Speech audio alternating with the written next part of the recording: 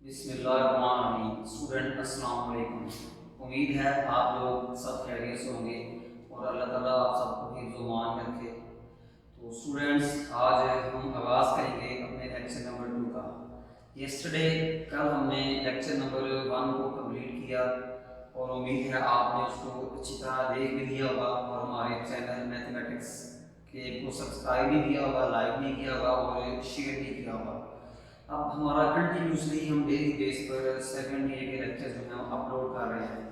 तो आइए स्टूडेंट्स, कल का जो टॉपिक था थोड़ी सी एक एग्जांपल देते हैं और फिर हम नेक्स्ट एक्सरसाइज की तरफ चलते हैं। स्टूडेंट्स, नोटेशन ऑफ फंक्शन आपने कल इसको बारे में थोड़ा सा मैंने ब्रीफली ऐड किया था, तो उसको मैं रिज्यूम करता हूँ, रीस्टार्ट करता हूँ। तो वो एक तो बेटा ये नोटेशन थी y is equal to fx, इसके बारे में मैं डिटेल में बता चुका था। एक और फंक्शन थी f is a function from set x to y। इससे क्या करते हैं, f is a function, f is a function from set x to set y। अब याद रखना कि ये यहाँ से डोमेन निकलती है, सेट x से डोमेन निकलती है और फंक्शन f में जाती है। फंक्शन f उसको प्रोसेस करता है, उसके ऊपर वर्किंग करता है और वर्किंग करके हमें जो आंसर देता है, जो हमें आउटपुट देता है, वो सेट y में देता है। तो इसकी भी एक एग्जांपल मैं आपको दे देता हूँ कि फॉर एग्जांपल ये आपका एक फंक्शन है, ये आपका फंक्शन ये है और ये आपका एक सेट बी है, सॉरी ये सेट ए है, ये सेट बी है। आप सेट ए को सेट एक्स बी कह सकते हैं, आप कोई भी नेम यूज कर सकते हैं, बट कोशिश करनी है कि कैपिटल में यूज करें। अच्छा, ये फंक्शन मैंने करता था, एक नेम ऑफ रूल है। फंक्शन क्या है, एक नेम ऑफ रूल है। रूल क्या होता है, जो हमें कोई काम करने का एक कमांड होती है, एक सेट ऑफ कमांड्स होती हैं, रूल, जिसके मुताबिक हमने अपने आप को चलाना होता है। जैसे कंप्यूटर में भी सेट ऑफ कमांड्स रूल्स ही हैं जिनके तहत कंप्यूटर जो है अपने आप को ऑपरेट करता है या डाटा के ऊपर प्रोसेस करता है, वर्किंग करता है। इसी तरह फंक्शन भी एक ऐसी ही चीज़ है। फॉर एग्जाम्पल एक सेट एक्स है, इसके एलिमेंट्स हैं 1 2 3 4 5। एक और सेट है जिसके और दरमियान में आपका जो फंक्शन है x is equal to Y square, sorry y is equal to X square. Set y के जो एलिमेंट हैं वो 1 4 9 60 25 36, ये सेट y के एलिमेंट है। सेट x के एलिमेंट्स को कहते हैं डोमेन, सेट x के एलिमेंट्स को कहते हैं डोमेन। यहाँ हम लिख सकते हैं कि एलिमेंट्स ऑफ सेट x, इसको डोमेन कहेंगे। सेट y के एलिमेंट्स को कहेंगे कोडोमेन। सुनिएगा कि elements of set x is called domain, elements of set y is called codomain। Student यहाँ एक बात कहूँ, स्टूडेंट डोमेन, कोडोमेन और रेंज में फर्क नहीं करते, वो समझते एक ही चीज़ है, मगर इनमें लिटिल बिट डिफरेंस है कि एलिमेंट जो फर्स्ट सेट के एलिमेंट को डोमेन कहना है, सेकंड सेट के एलिमेंट को आपने कोडोमेन कहना है।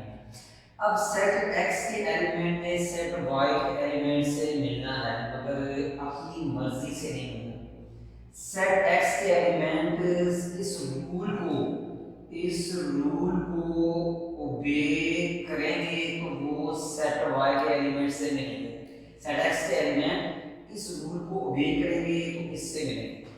अब ये x के एलिमेंट है, अब यहाँ देखिए x में 1 तो 1 स्क्वायर, आंसर क्या है 1। तो देखिए आपने यहाँ 1 पुट किया तो आंसर भी 1 आया, इसका मतलब 1 1 से मिलेगा। x में 2 पुट करें तो देखें x में 2 पुट किया तो y क्या आया 4। देखिए 2 पुट किया तो क्या आया 4, इसका मतलब 2 4 से मिलेगा। फिर आप x में 3 पुट करें, x में 3 पुट करें तो 9 आया, इसका मतलब आपने 3 पुट किया तो 9 आया, इसका मतलब 9 जो है 3 की इमेज है। 3 9 की क्या है 3 इमेज। देखें 3 को फंक्शन में इंसर्ट किया, फंक्शन ने 3 का क्या बना दिया 9 बना दिया। तो 9 किसकी वजह से बना 3 की वजह से। 9 किसकी वजह से बना 3 की वजह से। तो 9 is image of 3, 9 is image of 3। तो 3 ने 9 को बनाया है तो 3 9 की क्या है प्री इमेज। 3 9 की क्या है प्री इमेज। अब आप 4 इसमें डालें, x में क्या आएगा 60, फिर आप 5 डालें तो क्या आएगा 25। इट्स ओके बेटा। अब हम बात करते हैं रेंज की। रेंज क्या है इनकी मैं डेफिनेशन इसका भी। तो image elements of set y is called range। अब सेट y के सारे एलिमेंट कोड लेने हैं 1 4 9 16 25 36 ये सारे क्या हैं कोड में। बट कौन से एलिमेंट्स हैं जो इमेज बने हैं आई थिंक 1 4 9 16 25। तो ये क्या हुई जी आपकी जी रेंज। तो आपकी रेंज क्या बनी 1 4 9 16 और 25। ये आपकी जो है वो इमेज बन गई। बट 36 जो है वो रेंज में नहीं आएगा क्योंकि 36 इसकी इमेज नहीं है। तो ये जो था बेटा आप ये एक ना छोटी सी एग्जांपल जो मैंने ना गिव लिया in the form of diagram. अच्छा अब यहाँ से with the help of sets मैं सेट्स की मदद से बताऊंगी बाय हेल्प ऑफ सेट्स के बाय हेल्प ऑफ सेट्स बताता हूँ जी बेटा। देखिए जी ये आपका एक सेट ये है, इसके एलिमेंट्स 1 2 3 है। एक और सेट है जिसके एलिमेंट x y z है। तो आप a क्रॉस b लें और ये काम आपने मैथड में चैप्टर 5 में किया हुआ है, 10th क्लास चैप्टर 5 में किया हुआ है। a cross b 1 2 3 cross x y and z। तो बेटा इसको ऑर्डर पे बनाएं, 1 का ऑर्डर पे x के साथ 1 and y 1 and z 3 and x 3 and y 3 and z। ठीक है इसके बाद आएगा 2 भी बनाएं 2 and x 2 and y 2 and z 2 and z ये देखें स्टूडेंट्स। तो ये आपका a क्रॉस b बन गया। अब आप बताएंगे number of binary relations of a cross b। आप बताएंगे a क्रॉस b में कितने बाइनरी बनेंगे। तो आप a क्रॉस b के ऑर्डर के सुनेंगे 1 2 3 4 5 6 7 8 9। तो 2 बार 9 that is 512 a cross b में बाइनरी बनेंगे। स्टूडेंट्स 9 क्या है a क्रॉस b में कितने ऑर्डर पेयर्स हैं। ओके स्टूडेंट अब इनमें बाइनरी रिलेशन क्या है।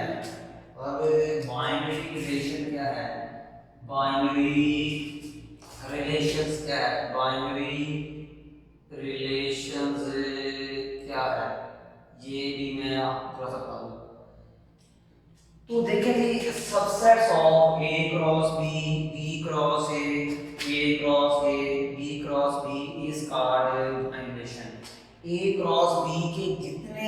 सबसेट्स होंगे वो बाइनरी रिलेशन कहलाएंगे।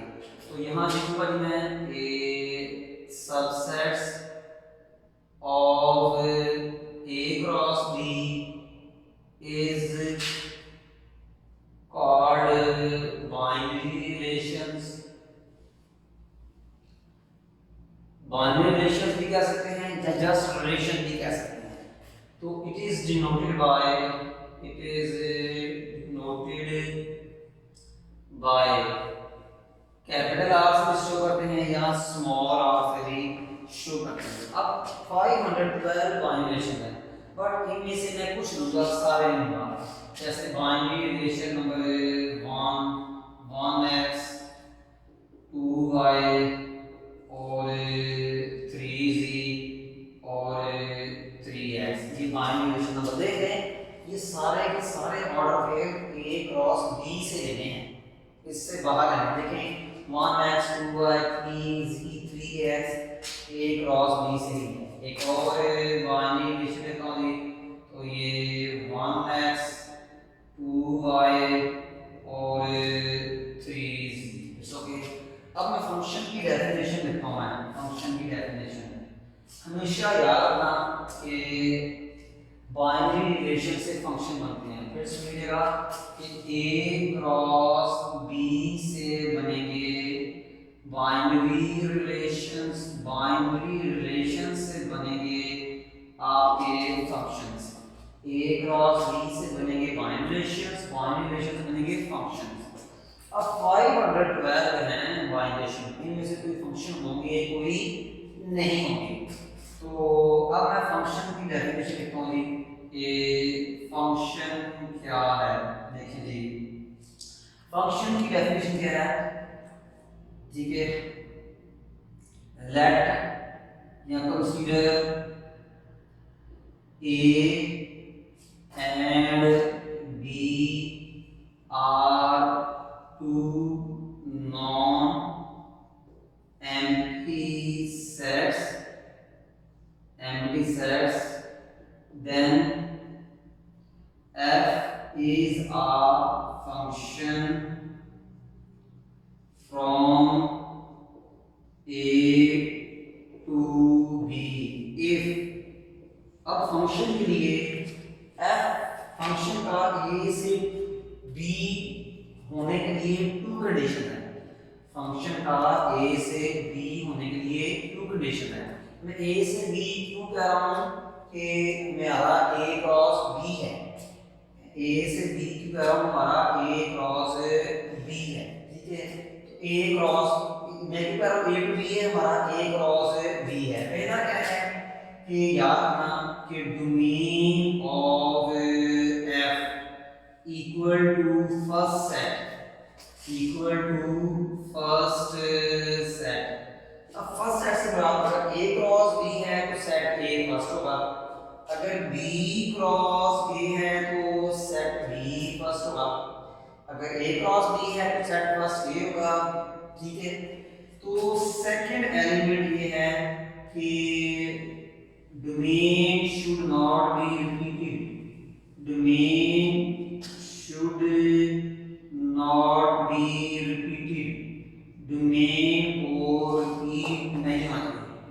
आइए चेक करते हैं कि ये दोनों इस पे रिपीट होते करते हैं। देखें जी, मैं डोमेन ऑफ R1 निकालता हूँ। ये देखें, ये होते हैं डोमेन्स। तो डोमेन ऑफ R2 निकालता हूँ। देखिए जी, डोमेन का ये 1 2 3 देख लें, ये फर्स्ट सेट A के इक्वल है। तो मैंने R2 की डोमेन निकाली। डोमेन क्या होता है, हर ऑर्डर पेयर का फर्स्ट एलिमेंट। रेंज क्या होता है, हर ऑर्डर पेयर का second element. Domain first element of each order pair, range second element of each order pair। तो डोमेन क्या है, R2 की 1 2 3। तो देख लें ये सेट A के इक्वल है।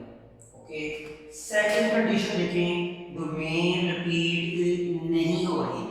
सेकंड कंडीशन देखें, डोमेन रिपीट 1 2 3। रिपीट का मतलब कोई एलिमेंट 1 टाइम से ज्यादा ना आए, एक मर्तबा से ज्यादा ना आए, याद रखना ये डोमेन है। दोनों कंडीशन पूरी हो रही हैं तो मैं कहूँगा R2 is a function from set A to B। अब इसके लिए मैं अच्छा सा नाम तलाश करूंगा जी F। R2 के लिए मैं एक अच्छा सा नाम तलाश करूंगा जी A टू B। अब हम बात करते हैं जी R1 की, तो डोमेन ऑफ R1 वो क्या है जी 1 2 3 3 1 2 3 3। डोमेन टू टाइम आई है मगर सेट में 1 टाइम लिखते हैं तो ये सेट ए के इक्वल है। डोमेन क्या है 1 2 3 3, वो 1 टाइम लिखते हैं सेट में, कोई सेट में चीजें रिपीट नहीं करते, पता ना, तो ये सेट ए के इक्वल है। पहली कंडीशन फुल हो गई, ठीक है। Second condition domain should not be repeated. देख लें कि आपकी डोमेन रिपीट हो रही है, देख लें आपकी डोमेन रिपीट हो रही है, सेकंड कंडीशन पूरी नहीं हो रही, ठीक है। Domains are repeated, domains are repeated, तो इसका मतलब क्या हुआ कि R1 is not function from A to B। R1 is not function from A to B। तो ये एक सेट्स की मदद से मैंने आपको समझाया है कि फंक्शन क्या है। इसके बाद स्टूडेंट्स आपका पढ़ी graph of a function, graph of a function, graph of a function. ये ग्राफ को देखकर बताएं, ग्राफ मतलब शेप कहते हैं कि किसी भी फंक्शन की फिगर को देखकर बताएं कि वो फंक्शन है कि नहीं है।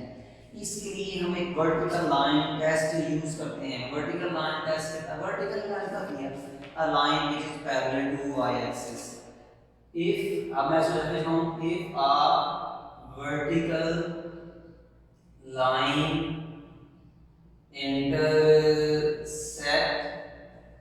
the graph, intersect the graph, intersect the graph just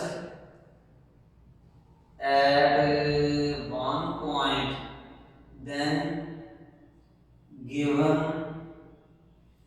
graph will be a function, then given graph will be a function।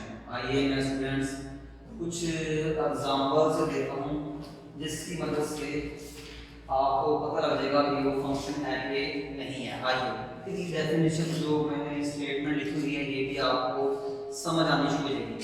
Student देखें, ये आपका y एक्सिस अलर्ट, ये आपका x axis y axis. Student ये देखें, ये एक लाइन है, लाइन को L भी कहते हैं। वर्टिकल लाइन क्या होता है? ऐसी लाइन जो y एक्सिस के पैरेलल हो। ये देखें, लाइन y एक्सिस के पैरेलल हो और इस ग्राफ से गुजरे। देखें ये लाइन जो है ब्लू कलर में, ये जो ब्लू कलर में लाइन है ये y एक्सिस के पैरेलल है, ये बिल्कुल पैरेलल है, बट ग्राफ को जस्ट वन पॉइंट पे कट कर रही है, 2 पॉइंट पे नहीं कर रही। तो इसका मतलब ये लाइन क्या है? फंक्शन। ये लाइन क्या है जी? फंक्शन। देखिए वर्टिकल लाइन क्या है? ब्लू कलर वाली लाइन को क्या कहेंगे? Vertical line. क्यों? ये y एक्सिस के पैरेलल है, ठीक है, और ग्राफ में से गुजरे तो जस्ट वन पॉइंट पे कट करे तो ये फंक्शन, ठीक है। एक और बात आप फाइंड करते हैं, ये आपका y एक्सिस, ये आपका x एक्सिस, ठीक है, ये x एक्सिस, ये आपका y एक्सिस। देखें जी ये मैंने एक सर्कल बनाया और ये ओरिजिन, फिर वही वर्टिकल लाइन बनाए। वर्टिकल लाइन मीन ऐसी लाइन जो y एक्सिस के पैरेलल हो और इस ग्राफ से गुजरे, इस शेप से गुजरे।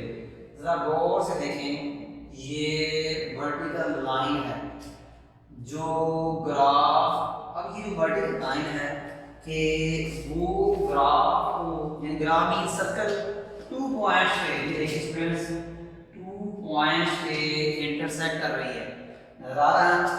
अगर कोई वर्टिकल लाइन आपके ग्राफ, आपकी शेप को 1 से ज्यादा पॉइंट पे कट करे, 1 से ज्यादा मर्तबा कट करे, तो ये फंक्शन नहीं है।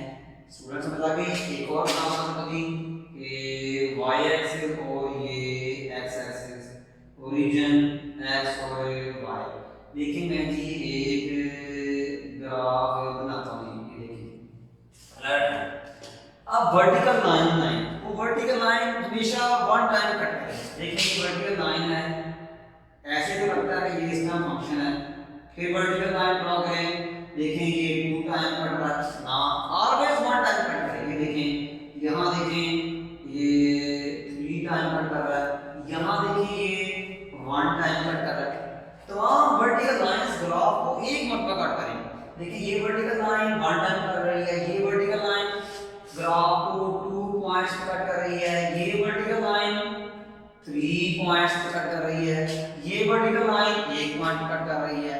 जितनी भी वर्टिकल लाइंस हो, ग्राफ को हमेशा 1 टाइम कट करें, 3 टाइम कट ना करें, तो ये भी बेटा फंक्शन नहीं है। वन मोर एग्जांपल कि बेटा देखिए ये आपका x एक्सिस, ये आपका जी y एक्सिस, ये आपका x एक्सिस, ये आपका, तो बेटा ये देखिए ये ठीक है, मैं बना रहा हूँ ग्राफ, तो ये ओरिजिन x और y। फिर वर्टिकल लाइन कैसा है, देखिए ये लाइन जो है ब्लू लाइन, ये y एक्सिस के पैरेलल है, बट ग्राफ को 1 टाइम कट कर रही है। एक और वर्टिकल लाइन है जो y एक्सिस के पैरेलल हो, मगर देख लें 1 टाइम कट कर रही है। एक और लाइन बना लें, जितनी भी वर्टिकल लाइंस बना लें वो देख लें आपके ग्राफ को 1 टाइम कट कर रही हैं, इसका मतलब है कि ये फंक्शन है। तो बेटा ये था ग्राफ की डेफिनेशन कि ग्राफ की मदद से बताना ये फंक्शन है कि नहीं है। इट्स ओके स्टूडेंट, देख लें, अगर समय ना लगी हो तो बता दीजिएगा। इसके बाद हम एक्सरसाइज की तरफ आते हैं। एक्सरसाइज अभी स्टूडेंट ग्राफ के फंक्शन की टाइप करती हैं, जो इंशाल्लाह नेक्स्ट लेक्चर में डिस्कस करूंगा। थोड़ा सा मैं क्वेश्चन कर दूं। एक्सरसाइज 1.1 का इसमें क्वेश्चन नंबर 1 देखें, इसमें आपको ये फंक्शन दिया है fx = x² - x। Page number जो है आपका जी, पेज नंबर 10 है आपका। यहाँ पर क्वेश्चन नंबर 1 का अभी मैं ए पार्ट कर रहा हूँ और फंक्शन के नीचे इनपुट्स दी हुई हैं। देखें आपका पार्ट नंबर 1 है, कहता है जी f(2) मालूम करें। f(2) का मतलब क्या है, find the value of function f(2), find the function of value at. याद रखना ये जो 2 है इससे इनपुट भी कहते हैं और यहाँ इसे डोमेन भी कहते हैं। तो f(2) मालूम करने का तरीका क्या है, जहां जहां x है वहां वहां 2 पुट कर दें। तो ये कहेगा जी कि f(2) = 2² - 2। तो f(2) 2² 4 - 2, f(2) तो ये 2, याद रखिएगा ये 2 आपकी रेंज है, ये 2 आपकी रेंज है, यानी बस स्टूडेंट 2 डोमेन और ये 2 रेंज। इसी तरह इसका पार्ट नंबर 2 है, इसमें क्या कहता है जी कि f(0) फाइंड करें। तो इसको बेशक आप नंबर 1 कहते हैं। तो f(2) जब find the value of function at 0, तो कैसे मालूम होगी, फंक्शन f में x की जगह 0 पुट करेंगे। तो क्या आएगा, पुट x = 0 इन नंबर 1 यहाँ।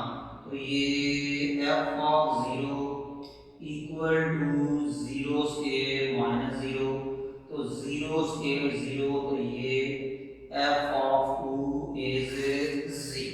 ठीक है जी, ठीक है। तो इसी तरह स्टूडेंट मैं पार्ट नंबर 3 करता हूँ जी कि पार्ट नंबर 3 देखें। इसमें क्या लिखा हुआ है f of x minus 1, f of x minus 1, find the value of function at x minus 1।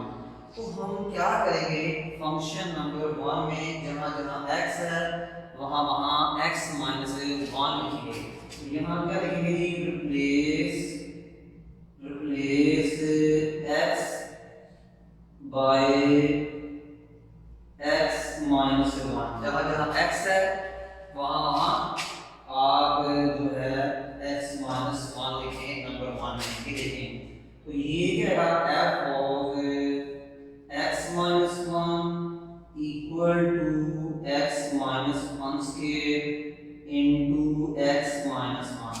Student आपको a प्लस b का स्क्वायर दिखाई दे रहा है तो याद है x a माइनस b का स्क्वायर a स्क्वायर, यहाँ लिख देता हूँ चले, यहाँ जो है a माइनस b का स्क्वायर देखिए स्टूडेंट क्या है आपका जी, a माइनस b का square a square plus b square minus 2ab। तो ये क्या है x square minus 2x plus 1, बाहर माइनस है तो साइन चेंज होगी, x square minus 2x plus 1 minus x plus 1।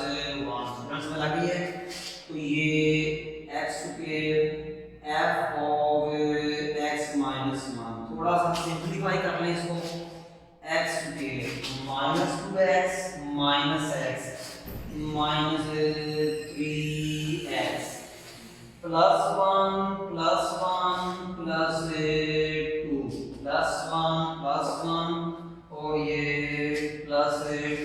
ठीक है जी, तो क्लियर मसला। तो स्टूडेंट ये आपका जो है ना f ऑफ x माइनस 1 आ चुका है, यानी कि स्टूडेंट्स में लग रही है आगे जी।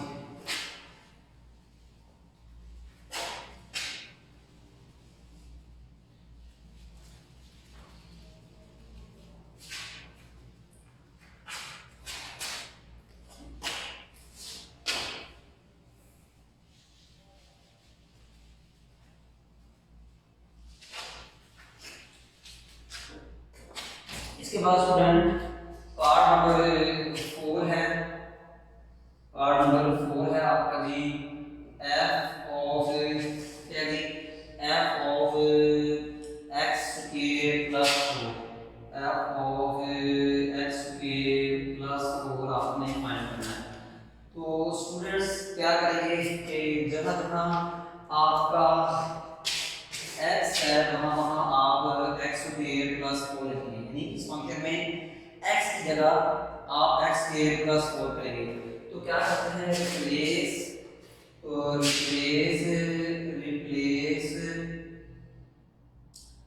x by x square plus 4 in number 1। Number 1 आपका ये है ना, fx equal to x square minus x, जहाँ जहाँ x वहाँ वहाँ x स्क्वायर प्लस 4। तो f of x square plus 4 equal to f of x square plus 4 ये स्क्वायर, ठीक है, ये वाला स्क्वायर। ठीक है, अब x की जगह फिर ये पुट करेंगे x स्क्वायर प्लस 4। तो स्टूडेंट क्या करेंगे, अब इसको थोड़ा सिंपलीफाई कर लें, a प्लस b का स्क्वायर स्टूडेंट में लिखूंगा a plus b whole square equal to a square plus b square plus 2ab। बेटा यहाँ पे इसके ऊपर करेंगे a mean x square b mean 4, तो ये आएगा जी x4 plus 16 plus 16 x square, बाहर माइनस है तो स्टूडेंट्स साइन चेंज है। तो नया स्टेप नहीं किया, जस्ट मैंने स्क्वायर ओपन किया, थोड़ा सिंपलीफाई कर लें, x4 सिंपलीफाई हमेशा डिसेंडिंग ऑर्डर में करते हैं, असेंडिंग भी कर सकते हैं, मगर बुक्स में डिसेंडिंग है तो डिसेंडिंग रखिए। तो x4 के बाद x3 नहीं है वो टर्म, फिर 16x square minus 1x square 15x square, x के बाद x वाली टर्म नहीं है, फिर कांस्टेंट 16 माइनस 4 प्लस 12, ठीक है, प्लस 12। तो स्टूडेंट आई थिंक आज हमने क्वेश्चन नंबर 1 का जो है ए पार्ट कर लिया है, तो उम्मीद है कि आपको सेट पसंद आ जाएगी। इंशाल्लाह हम जो है कल सेट जो है स्टूडेंट सॉरी ये लेक्चर नंबर 2 था, तो 1 को हम कल कर चुके हैं, तो इंशाल्लाह कल हम मिलेंगे लेक्चर नंबर 3 के साथ। अल्लाह हाफ़िज़।